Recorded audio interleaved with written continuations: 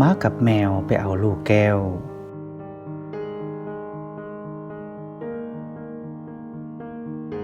แต่กี้แต่ก่อนมีพ่อนาคนหนึ่งมีสัตว์เลี้ยงอยู่3 ตัวคืองัวหมาและแมวงัวของเราเป็นงัวทึกใหญ่แข็งแรงมีเขากงก้อมพอดีงามพ่อนาหักงัวตัวนี้หลายเพราะมันดุมันรู้จักเวียกให้งานนาดีบ่หลังบ่ห้ายเป็นจักเทื่อเมื่ออยู่น้ำกันมาหลายฟ้าหลายปีงัวตัวนั้นก็ล้มป่วยและตายลงอย่างกระทันหันพ่อนาเองก็เสียใจหลายห้องให้นำงัวเพราะป่านว่ามันแม่นญาติพี่น้อง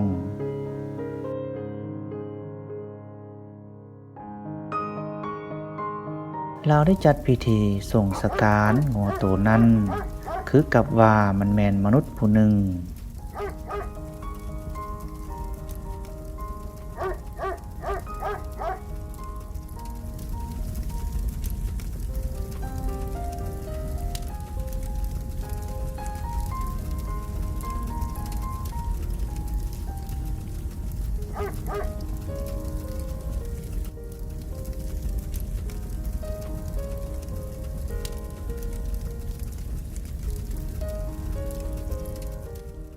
หลังจากเผาศพงัวแล้วพ่อนาก็ได้ไปเก็บดูคิดว่าจะเอาดูกงัวมาก่อไส้ทาไว้เป็นที่ระลึกเมื่อเราคดเคี่ยขี้ฝุ่นอยู่ถึงกล่องฟอนเราก็เห็นแก้วสีเขียวใสงามดีหน่วยหนึ่งพ่อนาก็ดีใจหลายคิดว่างัวของตนได้ปะเครื่องค้ำของคุณไว้ให้เราจึงได้เก็บไว้รักษาบูชาอยู่ถึงห้านพระในเฮือนเมื่อเวลาเราจะออกไปเฮ็ดเวียกให้ไถนาก็ได้สั่งให้ม้าและแมวอยู่เฝ้าเฮือนให้ดีมันสังน่าอัศจรรย์แท้นับตั้งแต่ได้ลูกแก้วน้อยนี้มาไว้ในเฮือนเข้าในนาป่าในหนองก็ล้วนแต่อุดมสมบูรณ์ขึ้นพ่อนาก็มีฐานะดีขึ้นเรื่อยๆในที่สุดก็เป็นที่ทราบลือกันว่าพ่อนามีลูกแก้ววิเศษอยู่ในเฮือนจึงเฮ็ดให้ลาวกลายเป็นคนมั่งมีดีได้ต่อมาก็มีคนขโมยผู้หนึ่งได้ยินคำทราบลือดังกล่าวจึงได้มาหมายปองลักเอาลูกแก้ว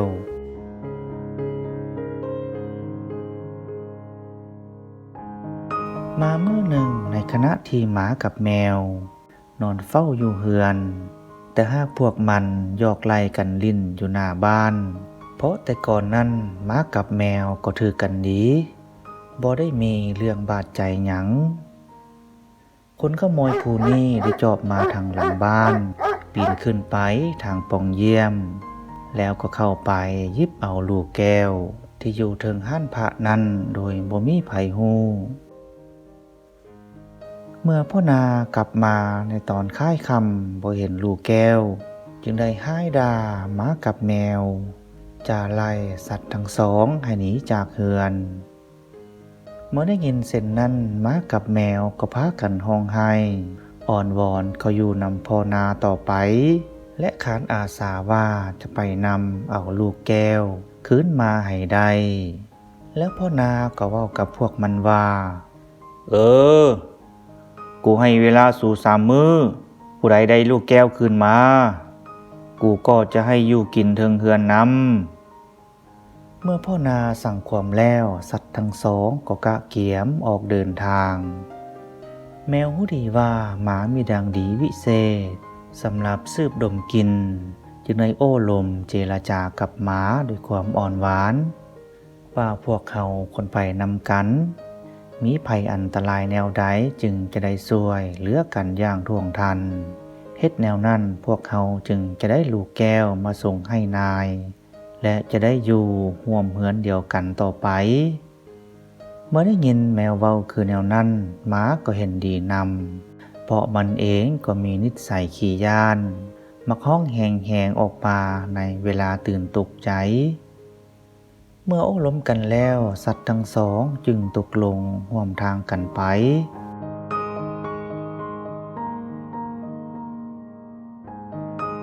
เ ม้าได้เริ่มต้นสืบดมกลิ่นอยู่อ้อมข้างเฮือน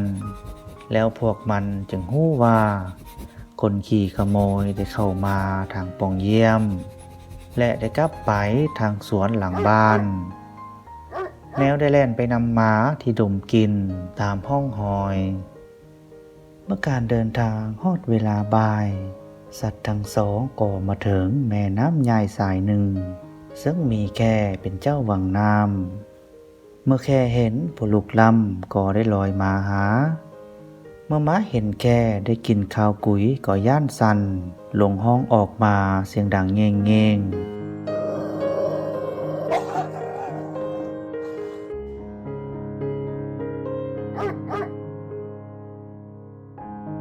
ส่วนแมวนั่นมีสติดีจึงเข้าไปถามแค่ด้วยท่าทีอ่อนน้อมว่าท่านพญาแค่เอ้ยเห็นคนขี้ขโมยผู้หนึ่งข้ามน้ำไปฝากพุ้นได้บ่มันได้ลักเอาลูกแก้ววิเศษของนายเฮาไปนายเฮาใจหายหลายถ้าบ่ได้ลูกแก้วคืนมาพวกเฮาจะถูกนายไล่หนีบ่มีบ่อนอยู่เมื่อแค่ได้ยินแมวหยกย่องว่าตนเองเป็นพญาก็ฮึดขึ้นอ้าปากอ่างแก้วแหลมแล้วก็หัวใส่แมวด้วยความดีใจแมวน้อยเอ้ยเจ้าสังมากล้าถามฮอดเฮาผู้เป็นพญาแค่เมื่อเจ้ากล้าถามค่อยก็กล้าจะบอกความจริงคนขี้ขโมยที่ว่านั้นมันข้ามน้ำไปฝากพุ้นแต่ว่านี่แล้วโอ้แม่นบ่ท่านพญาแค่แล้วพวกเขาจะข้ามไปได้แนวใดน้อเมื่อถามแล้วแมวก็หันมาปรึกษากับหมาซึ่งได้แต่แกงหัวแกงหางแมวจึงคิดออกแล้วก็เว้ากับแค่อีกว่าท่านพญาแค่เอ้ยรังของท่านก็กว้างใหญ่พอปานแผ่นแป้นขอให้พวกเขาขี่หลังท่านข้ามน้ำนี้ไปสิได้บ่พวกเขาจะบ่ลืมบุญลืมคุณของท่านเลยพวกสู่ต้องการจังซันก็ได้เพราะกูก็พวมว่าจะข้ามน้ำไปฝากพูนหลังของกูฟูพ้นน้ำจะเป็นบนนั่งให้สู่ทั้งสองได้อย่างสบายมาเลยแล้วสัตว์ทั้งสองก็ขี่หลังแค่ข้ามน้ำไปฝากพุนแค่ได้พุ่งหัวออกกลางวังน้ำหรือจิตใจเบิกบานอ่อนซอนบางเทือเป็นหลังกวงขนาดแผ่นแป้นปูเฮือนก็จมหมดลงในน้ำสัตว์ทั้งสองที่อาศัยอยู่ถึงหลังก็ได้ยับขึ้นไปทางหัวเรื่อยๆอันเฮ็ดให้หมาย่านสั่นเส้นอยู่บ่ดนหมาก็รู้สึกเจ็บท้องปวดถ่ายหนักขึ้นมามันได้คางหงีดอดทนยุ่มกลเอาไว้เมื่อเห็นแนวนั้นแมวก็ถามว่าโตเป็นหยังแล้วม้าก็ตอบว่าเฮาปวดถ่ายแล้วแมวก็เว้าค่อยๆใส่ม้าว่าให้อดทนเอาเสี้ยวอย่าขี่ใส่หลังแค่เป็นเด็ดขาดถ้าบ่ซั่นเกิดเรื่องใหญ่คักๆม้าได้แต่ขางโอยเมื่อแมวเห็นม้าทนบ่ไหวแล้วก็จึงทำท่าเว้ากับแค่ว่าท่านพญาแค่เอ้ยพัดแต่เกิดมาก็เห็นหลายแบบหลายแนวแล้วแต่พวกเฮาก็บ่เคยได้ไปไวป่านนี้จักเทือท่านลอยมานี่คือจะแม่นไวสุดขีดแล้วเนาะเมื่อแค่ได้ยินแนวนั้นก็ตอบไปว่าซัมนี่สิไวหยังกูไปไวกว่านี้อีกก็ยังได้นะบาแล้วแค่ผู้มักแสดงโตก็ฟาดหางตามเครื่องโตด้านหางก็จมลิบลงในน้ำพอเบ่งกำลังดันโตพุ่งไปทางหน้าม้าและแมวก็ค่อยๆยับขึ้นถึงก้านคอบ่โดนปันใดแค่ก็พาสัตว์ทั้งสองเข้ามาไกลฝั่งหมายังเจ็บท้องลายขึ้นสักไซรอคอยเวลาจะโดดออกจากหัวแค่ด้วยความใจจดใจจ่อเพราะแต่แค่ยับเข้ามาหอดตาฟังหมาก็กะว่าจะโดดให้ถึงดินมันได้โยโตลุกขึ้นโดดทันทีแต่บ่เป็นจังบุญ การเคลื่อนไหวแบบกระทันหันนั้นเฮ็ดให้มันบ่สามารถบรรษาประสาททั้งหมดใดมันจึงได้ขี่ยอดปอดใส่ไปดังแค่พอดิบพอดีว่าเป็นดังนั้นแค่ก็ใจห้ายฟาดหางใส่น้ำอาปากสิสวบกัดมันแต่ว่าบ่ทันเสียแล้วม้าได้โดดแล่นขึ้นถึงฝั่งแล้วก็จากไปส่วนแมวเองก็ตกใจคือกันจึงฟ้าวโดดขึ้นฝั่งแต่มันก็บ่ลืมขอบอกขอบใจแต่แค่ก็บ่ฟังเสียงห้องด่าขึ้นไปใส่หมาย้อนแนวนี้แล้วหมากับแค่จึงบ่ถูกต้องปองดองกันและแค่ก็มีกรขี่ม้าติดอยู่ปลายดังสืบมาเท่าทุกวันนี้เอิ้นว่าขี่ม้ากายภายหลังที่ทั้งสองพักเซาเอาแหงแล้วม้าและแมวก็ออกเดินทางต่อ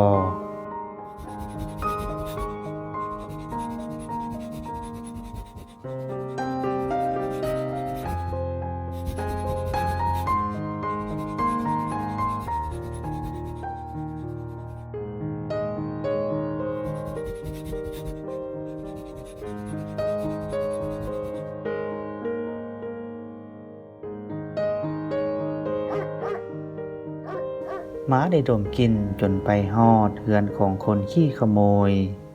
เวลานั่นก็พอดีค่อยคำแสงแดดก็พอสลัวม้อยหมดลงบริเวณอ้อมเฮือนของขี้ขโมยตกอยู่ในความมืดมิดมีแต่แสงแจ้งจากกองไฟทางหน้าเฮือนม้าและแมวค่อยๆจอบย่องเข้าไปและได้รู้ว่าบ่มีคนอยู่ในเฮือนแล้วพวกมันทั้งสองจึงตกลงให้แมวขึ้นไปสอกคนอยู่เทิงเฮือนส่วนม้านั่นจอบเฝ้าอยู่ตารางเฮือนแมวได้ขึ้นไปสอกคนตั้งแต่ดนแต่ก็บ่เห็นลูกแก้วจนดึกดื่นเกือบเที่ยงคืนม้าก็เร่งให้แมวสอกให้เห็นพอย่านเจ้าของเฮือนจะกลับมาแมวและม้าได้เริ่มผิดเถียงกันพอดีเวลานั้นมีหนูตัวหนึ่งออกมาหากินแมวจึงได้โดดขุบไว้แล้วก็ถามมันขึ้นว่าบักหนูเอ้ยมึงอยู่เฮือนนี่โดนแล้วบ่แล้วหนูที่ยันสั่นเส้นอยู่ก็ตอบออกมาว่าโอ้อยู่มาที่เกิดพุ่นแล้วพ่อแม่ไอ้น้องค่อยก็อยู่นี่หมดได้ทานมาแต่ทางใดแต่ก่อนมาหลังค่อยคือบ่เห็นเจ้าจักเทื่อหนูได้ถามคืนอย่างบ่ย่านกลัวพอเท่าใดเพราะมันยังบ่เคยเห็นและบ่ฮู้จักฤทธิ์เดชของแมวจังซั่นแมวจึงกางเล็บออกแล้วก็ข่มคอหนูลงอย่างแหงแล้วก็ยิงแควห้องฟูๆทางใส่หนูแล้วหนูก็บอกว่ายอมแล้วทานจักได้หยังอยากฮู้หยังก็ถามมาโลดแล้วแมวก็บอกว่ากูมีแนวสิถามถ้ามึงบอกตามความจริงกูก็จะปล่อยให้มึงเป็นอิสระแต่ถ้าหากมึงตัวบ่แม่นแต่มึงตัวเดียวสิตายแต่ทั้งหมดโคตรหมดเสื้อของมึงก็สิจิบหายวายวอดไปน้ำกันหมดแล้วแมวก็ถามขึ้นอีกว่ามึงอยู่เฮือนนี่มาแต่ดนมึงฮู้บ่ว่านายของมึงเป็นยอดขี้ขโมยฟังบ่ดนมานี่มันจะไปลักเอาลูกแก้ววิเศษของนายกูมึงจงบอกมาตามความจริงว่าลูกแก้ววิเศษหน่วยนั้นมันอยู่ไสแล้วหนูน้อยก็ได้เอิ้นญาติพี่น้องทั้งหมดของมันมาโฮมกันแล้วก็แจ้งภัยอันตรายให้หนูทุกโตฟังเมื่อเป็นแนวนั้นพวกหนูทั้งหลายจึงย่านกลัวแมวนับตั้งแต่มือนั้นมาพวกมันได้สอกมนต์ตามหูหอยแต่เพื่อสอกหาลูกแก้วแม้นแต่ในไหข้าวสารซึ่งมีฝาอัดแจบดีมันก็มนต์เข้าไปเพราะความหักตัวกลัวตายบ่ดนหนูตัวหนึ่งก็ไปพบลูกแก้วเสื่องไว้อยู่ในไหเขาแล้วมันก็เฝ้ามาบอกแมวเมื่อแมวได้ลูกแก้วแล้วมันก็ปล่อยหนูเป็นอิสระ แล้วมันก็ลงเฮือนหนีไปอย่างมิดเงียบปล่อยไว้เพียงความสะท้านยานกลัวในจิตวิญญาณของพวกหนูนับแต่นั้นมาม้าซึ่งจอบท่าอยู่ก้องตารางได้ยินเสียงแมวโดดลงมาปากคาบลูกแก้วแจ้งไซมงจึงได้ถามขึ้นด้วยความอัศจรรย์ใจว่าเฮ็ดแนวใดตู่จึงหาพ่อมันแต่ผู้เป็นแมวก็บ่ตอบเพราะปากคาบลูกแก้วอยู่มันได้ออกแล่นมุ่งหน้ากลับคืนทางเก่าเฮ็ดให้ม้าเฝ้าสักขโยงห้องเฮาวงติดตามแมวไปในทันที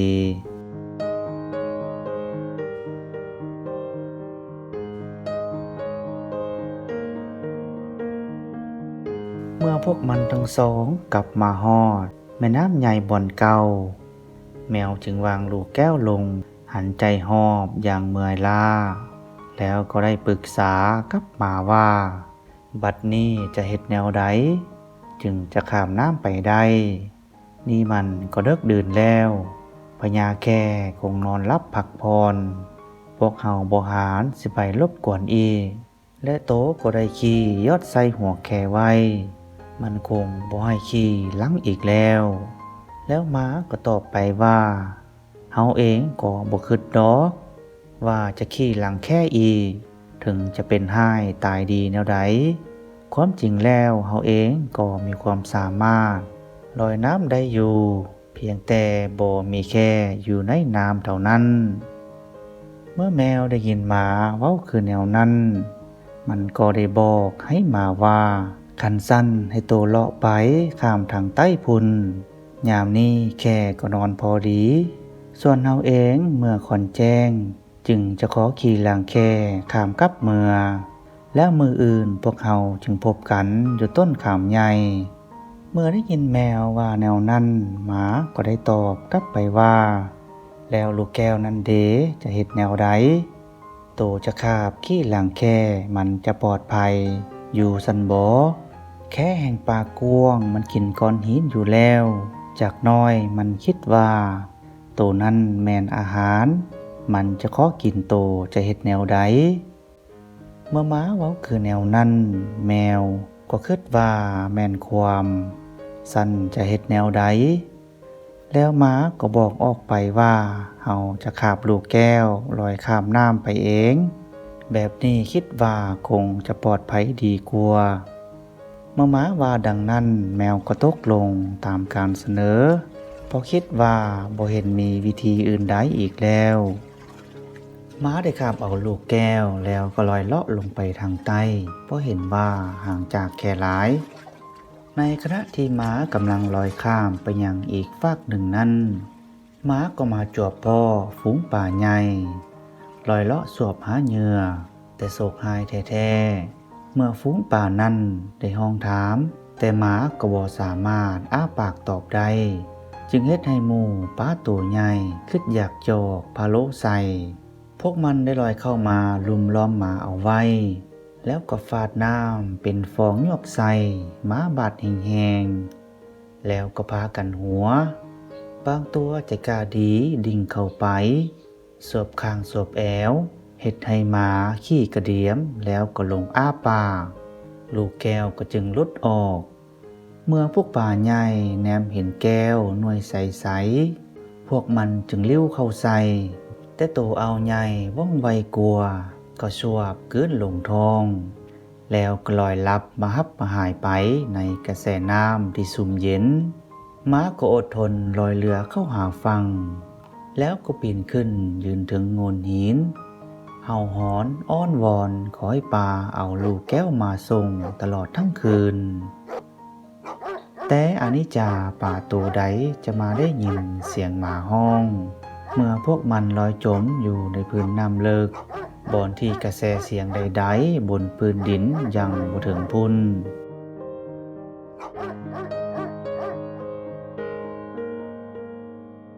ตอนค่อนแจ้งเมื่อแมวข้ามน้ำมา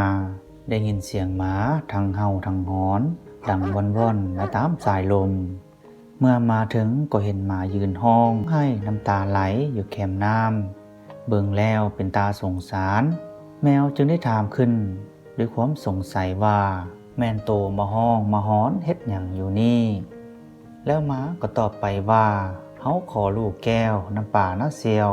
โตฮู้บ่ว่าลูกแก้วได้เสียไปแล้วมีพวกป่าเอาหางฟาดน้ำฟาดเฮาจนลูกแก้วหลุดออกแล้วมันก็เกินกินเฮาบ่ฮู้จะเฮ็ดแนวใดแล้วเมื่อแมวได้ยินแนวนั้นก็ปากบ่ออกคิดอยากให้หมาเป็นที่สุดแล้วก็เว้าขึ้นว่าโอ้เป็นแนวนี้เนาะโตรักษาลูกแก้วบ่รอน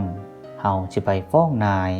แล้วหมาก็ตอบด้วยความนอบน้อมว่าเฮาจะขอรับผิดทุกอย่างโตอย่าฟ้าวไปฟ้องนายเฮาเลยพวกเฮายังมีเวลาตั้ง1 มื้อพุ่นจงมาคิดหาทางเอาลูกแก้วน้ำปานี้ก่อนรอท่าหอดมื้ออื่นเศร้า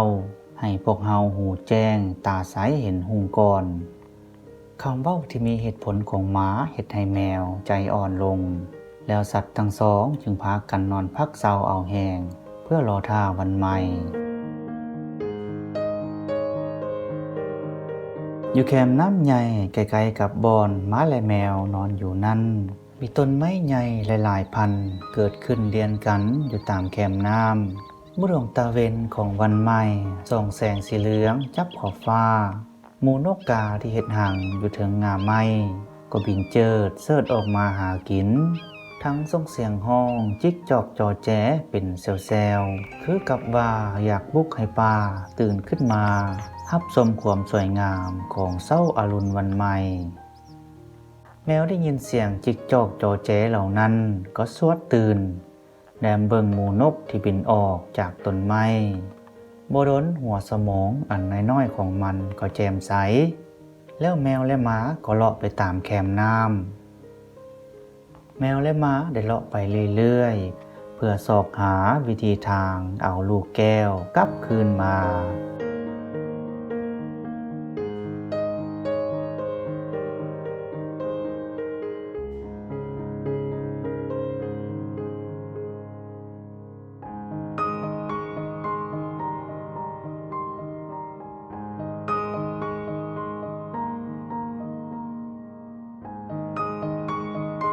พวกมันได้ย่างเลาะอยู่คราวหนึ่งก็ได้เห็น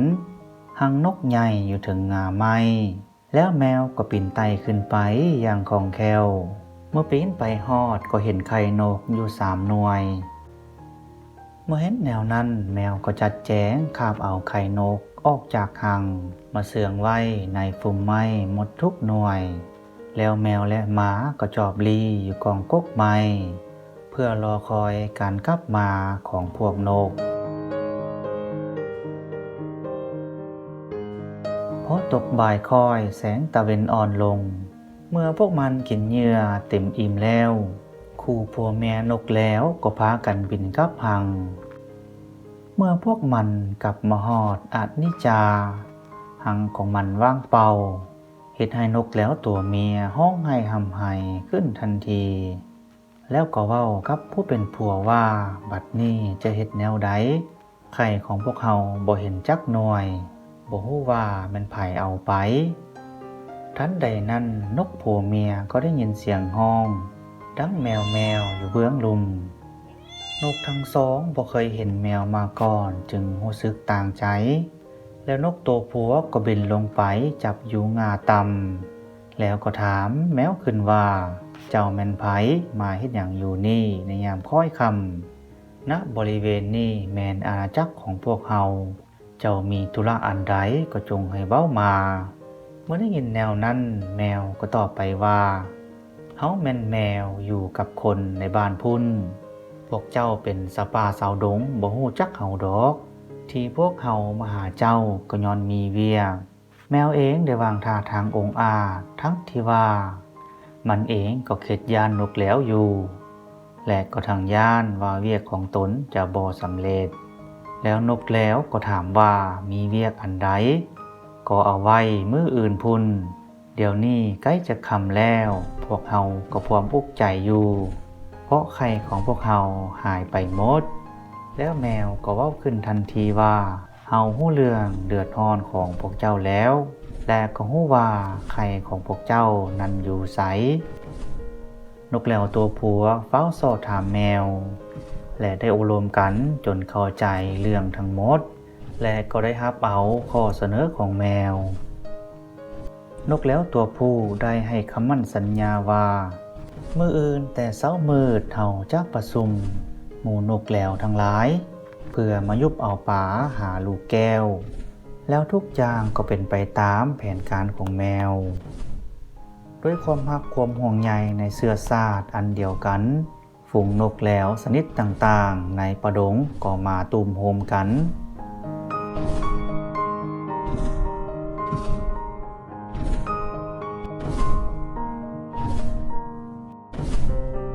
เพราะหุงแจ้งหมู่นกแล้วก็จัดแปลงกันเป็นหมวดเป็นหมู่หนึ่งได้บินอยู่ถึงเวหาส่วนหมู่หนึ่งบินเจิดลงมาตามนาน้ำอีกหมู่หนึ่งจับงอยถึงงาไม้ฝูงนกที่บินอยู่ถึงนาน้ำขี่ยอดใหญ่อ่อยป่าแล้วก็หายลับไปเห็นให้หมู่ป่าแนมเห็นคิดว่าเป็นอาหารอุดมสมบูรณ์จึงได้ขึ้นมาบ้วนสวบกินเมื่อเป็นแนวนั้นฝูงนกแล้วที่จอบอยู่ถึงงาไม้ก็ได้โอกาสบินเจิดลงมายุบเอาปลาแล้วก็กลับคืนเมื่อฟังป่านทุกโตที่ปโลขึ้นมาก็จะถือยุบขึ้นยังว่องไวพอป่านสายฟ้าแม่สภาพการอันนี้เกิดขึ้นซ้ำแล้วซ้ำอีกจนเวลาล่วงไปหอดบ่ายคอยการสืบความหาลูกแก้ววิเศษน้ำป่านั้นได้ดำเนินไปอย่างเข่งฮอนมันเป็นการแลกเปลี่ยนระหว่างชีวิตกับชีวิตในที่สุดป่าโตใหญ่ที่สวบคืนลูกแก้วก็ถึงยุบขึ้นมา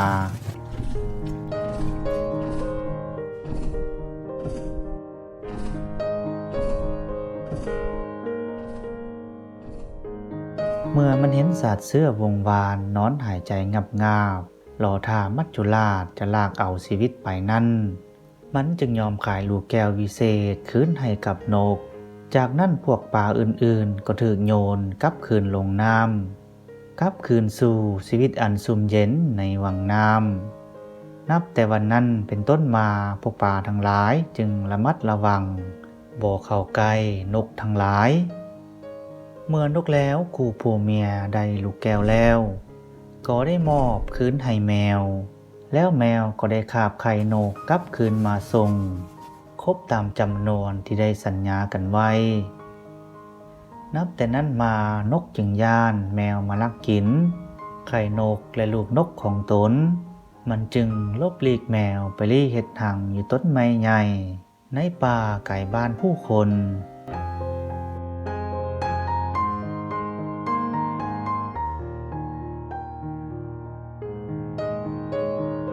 เมื่อได้ลูกแก้วแล้วแมวก็คาบ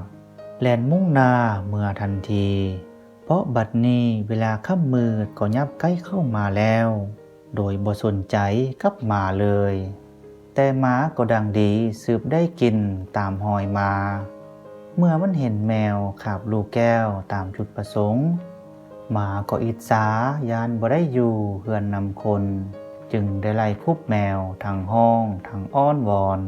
แต่แมวเองก็หลาบจือและเบื่อหน่ายการกระทำของหมาหลายมันจึงบ่ยอมปล่อยลูกแก้วให้หมาอีกมันได้แต่ตั้งหน้าแลนลี่หลบหลีกหมาจนมาฮอดเฮือนพ่อนาได้รับเอาลูกแก้วด้วยความดีใจโอ้มาแล้ววะแมวน้อยของพ่อเจ้าเก่งแท้ๆส่วนหมาที่โดดขึ้นเฮือนมานำหลังทั้งห้องทั้งเห่าวงนั่นก็ต้องหยุดลงบักหมาเอ้ยมึงนี่ดีแต่เฮาเสียงดังล่านับแต่มื้อนี้เป็นต้นไปแมวจงขึ้นมาอยู่เทิงเฮือนนำพอกินข้าวนำคนส่วนหมานั้นมึงจงนอนเฝ้าอยู่ตีนคันไดหั่นยามใดคนกินแล้วมึงจึงจะได้กินดูกินข้าวเหลือจากคนจื้อเอาไว้ย้อนแนวนี้แล้วคำประกายสิทธิ์ของคนจึงยังคงความศักดิ์สิทธิ์มหอดปัจจุบันนี้แมวได้อยู่ใกล้ชิดกับคนเริงเฮือนเวลาหิวก็ห้องแมวคนก็หาข้าวหาปลามาให้กิน บางเทื่อก็กินพร้อมคน ส่วนหมานั่นได้แต่ท่าอยู่กองตาราง และอาหารก็รอท่าให้คนกินอิ่มก่อนย้อนแนวนั้นหมาจึงมีความอาฆาตบาดหมางต่อแมวยามใดก็ต่อว่าต่อขาน และเมื่อเห็นแมวก็จะไล่คูบไล่กัดเสมอ